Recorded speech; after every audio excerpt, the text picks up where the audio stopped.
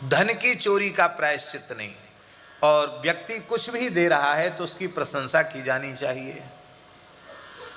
हमारे महाराज जी कहते थे कि एक पंडित जी की कथा सुन के एक कंजूस बनिया के मन में आया कि कुछ न कुछ दान करना चाहिए, इतनी महिमा है दान की तो कुछ न कुछ दान तो करना चाहिए।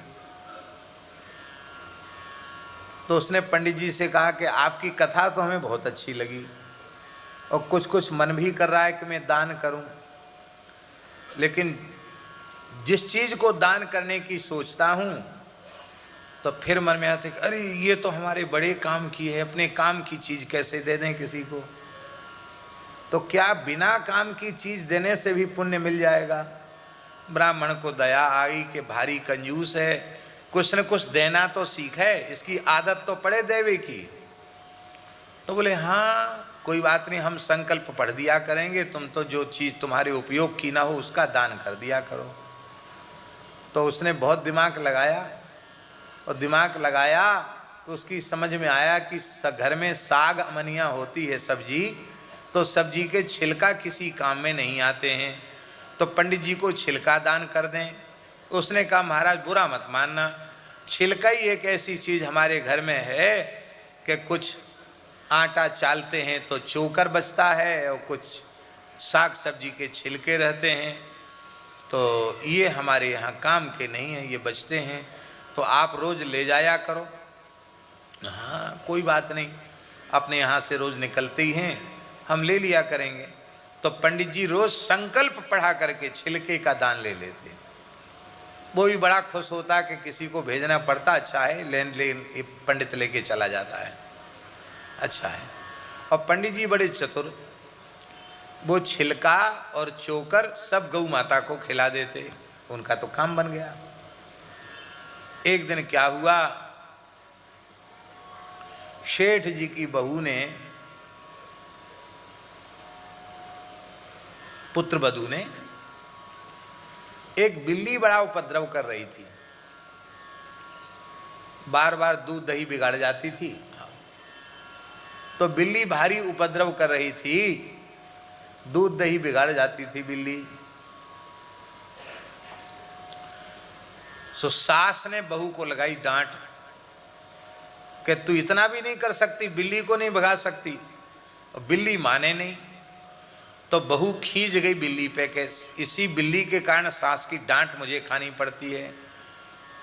तो पंडित जी छिलका लेने आए थे और उसी समय बहू ने लकड़ी का पट्टा, पाटा होता ना पाटा, तो पाटा उठा करके बिल्ली पे पटका जोर से, निशाना ठीक बैठा और बिल्ली पर जैसे ही गिरा, बिल्ली भी विचित्र बिल्ली, च्यूं म्यूं कुछ नहीं कही, उलट गई सीधे जैसे मर गई हो। अब पंडित जी वहीं खड़े थे, राम राम राम राम राम राम राम। शेठ जी बड़ा अनर्थ हो गया, आपकी गृह लक्ष्मी पुत्र वधू उसके हाथ से बिल्ली मर गई। ओहो, ये तो बहुत खराब संकेत है, क्या है महाराज इसका फल? अरे बोले महाराज अब कुछ मत पूछो, पोथी पत्रा देख के बताना पड़ेगा। महाराज किसी से कहना मत। अरे कहना, अरे ये तो पूरी दुनिया जान जाएगी, अब तो नरक से बचना बड़ा कठिन है। इतना घबरा दिया, बोले अब तो महाराज कुछ न तो पोथी देख के बताएंगे।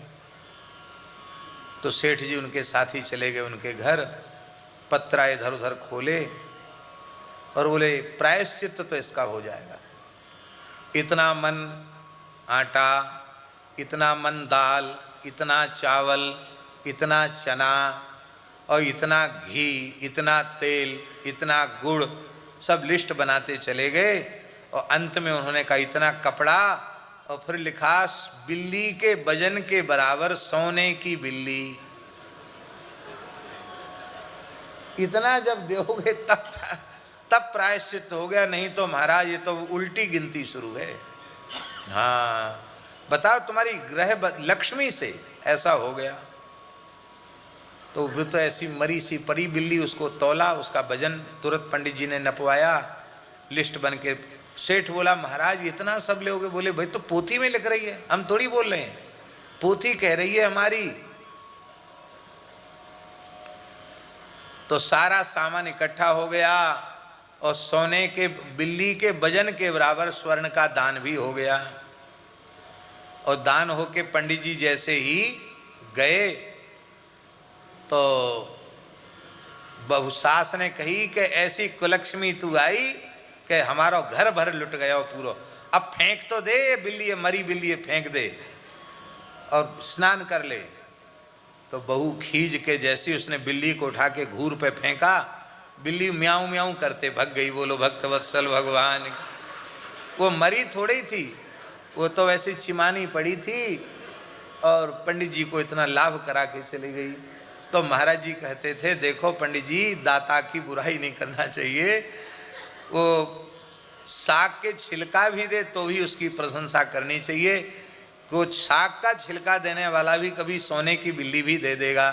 बोलो भक्त वत्सल भगवान की